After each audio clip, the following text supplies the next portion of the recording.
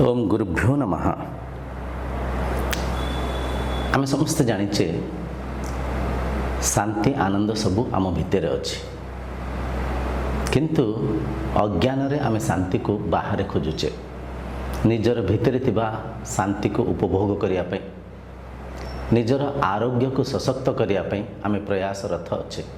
गत वीडियो रे आम चाहा को त्याग करने चर्चा ही बुझी।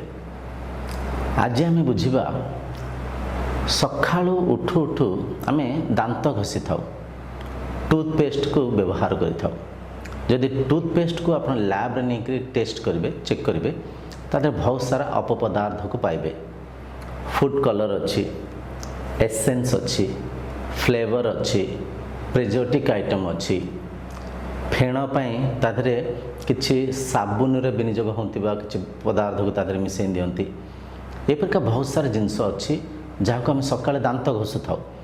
दांत घसुवा समय आज्ञा आप परखिले बुझीपारे अजाणत किछि अल्प टिके से पेस्ट आम भितर को भी पड़े था।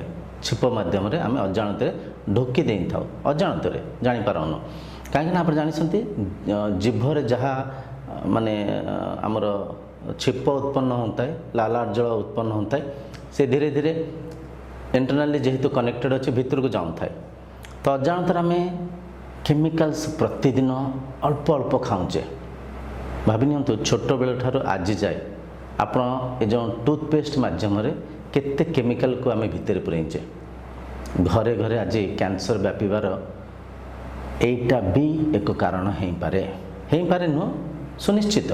आम प्रतिदिन आड़ू साड़ू पेस्ट को यूज करचे।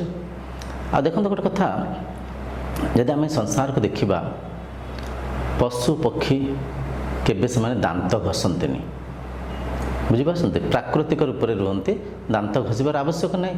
पार्टी भितर आगे कौन पशि जाए मत कहतु। आम खाद्य को खाऊचे, राति खाद्य खाऊने टिके शोई पड़ुचे, पार्टी भितर कौन एमतिया जिनस पशि जाऊँचे जहाँ को आम धोईक बाहर करने चेष्टा करुचे। ये हूँ कौन बुझंतु, आम जो से पेस्ट दे टिके मीठा अंश अच्छी, टिके पेपरमेंट भाग अच्छी, जोटा कि आमको टिके पार्टी को टिके सुन सुन लगे, ता माध्यम आमको कौन हो गोटे एक आनंद मिलूँ। आम मन में छोट बेलू एक संस्कार बसई दि जाए, दांत न घसिले खाइबा कथा नुह, दांत न घसिले भितर कीटाणु अच्छी। आज्ञा कीटाणु कौ पटे प्रवेश कला, केमती प्रवेश कला?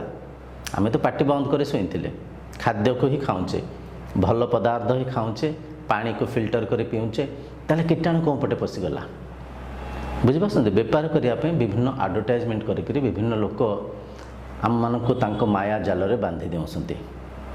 तो ए कथा को बिल्कुल मन में बसई दिंतु। आज ठारू आम टूथपेस्ट को अप्राकृतिक टूथपेस्ट अच्छी ताको आम यूज करवानी। आम घरे देखंतु लुण अच्छी, टिके लुण नेबे, हलदी अच्छी, टिके हलदी नेबे, टिके सोरिष तेल नेबे। आप घर आखपाखी देखिले लिंब गछ थिबो, लिंब पत्र किछि आनिकरी ताको भाजी देथिबे, बुझिपारछन्ती, भाजी देथिबे, ताको गुंड करके टिके रखिथिबे। एतिक मिसिंग टिके सोरिष तेल पकेंगे ताको गोली दियंतु, ता धीरे दांत घसंतु।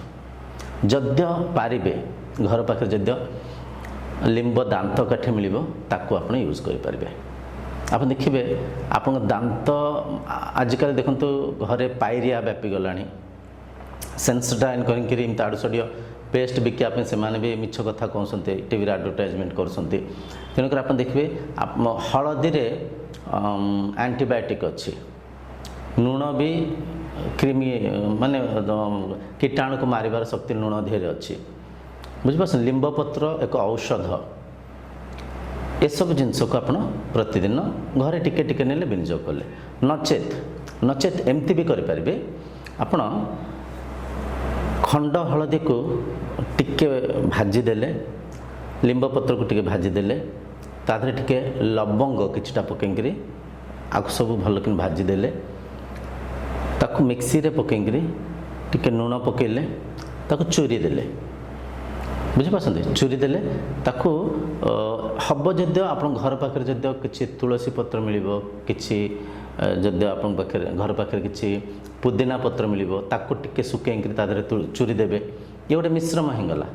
ସକାଳେ ସେ ମିଶ୍ରମର ଟିକେ ପକାଇଲେ, ଟିକେ ସୋରିଷ ତେଲ ଅଳ୍ପ ପକାଇଲେ, ତାକୁ ଗୋଳିଦେଲେ, ଦାନ୍ତ ଘଷିଲେ। ଦେଖନ୍ତୁ ଦାନ୍ତ ବି ବହୁତ ମଜବୁତ ରହିବ, ଦାନ୍ତର ମାଢ଼ି ବି ବହୁତ ସଶକ୍ତ ହେବ। ଦାନ୍ତରେ ହେଉଥିବା ଲବଙ୍ଗରେ ବି ଔଷଧୀୟ ଗୁଣ ଅଛି। ତେଣୁକି ଦେଖିବେ ଦାନ୍ତରେ ଯେଉଁ ଦାନ୍ତ ପୋକ କାଟୁଛି, ପାଇରିଆ ହେଉଛି, ଇଏ ଧୀରେ ଧୀରେ ଦୂର ହେବ। ଆଉ ସବୁଠାରୁ ବଡ଼ କଥା ହେଲା ଆମେ ଯେଉଁ ପ୍ରତିଦିନ ଟିକେ ଟିକେ କେମିକାଲ ଖାଉଛେ ତା ଦେହରୁ ନିଜକୁ ନିଜେ ଆମେ ବଞ୍ଚାଇ ପାରିବା। ତ ଆଜିର ସାଧନା, ଆମେ ଭୌତିକ ଟୁଥପେଷ୍ଟକୁ ବିନିଯୋଗ କରିବାନି, ଘରେ ଟୁଥପେଷ୍ଟକୁ ନିର୍ମାଣ କରିବା, ତାକୁ ବିନିଯୋଗ କରିବା।